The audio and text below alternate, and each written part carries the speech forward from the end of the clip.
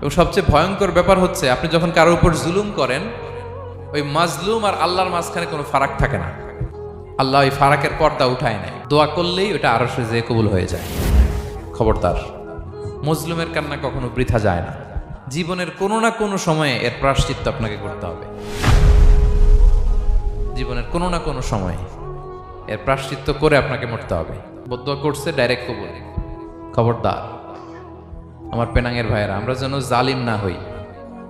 In it's any form, operation in it's any form, যেই কোনো ভাবে, যেই কোনো ক্ষেত্রে, যেই কোনো ধরনের হইতে পারে জুলুম। কাউকে আপনি ছোট্ট কোনো কাজে ঠকালেন, বন্টন নীতিতে ঠকালেন, হ্যাঁ, জমি মেরে দিয়ে ঠকালেন, আমানত মেরে দিয়ে ঠকালেন, ইন ইটস এনি ফর্ম যদি জুলুম করে থাকেন, খবরদার, মজলুমের কান্না কখনো বৃথা যায় না।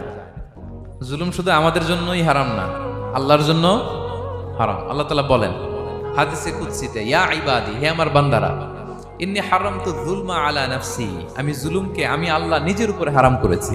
ওয়া জাআলতুহু বাইনাকুম মুহাররামা, এবং এই জুলুমকে তোমাদের উপর হারাম করেছি। ফালা তাযালামু, তোমরা একে অপরের উপর জুলুম করো না।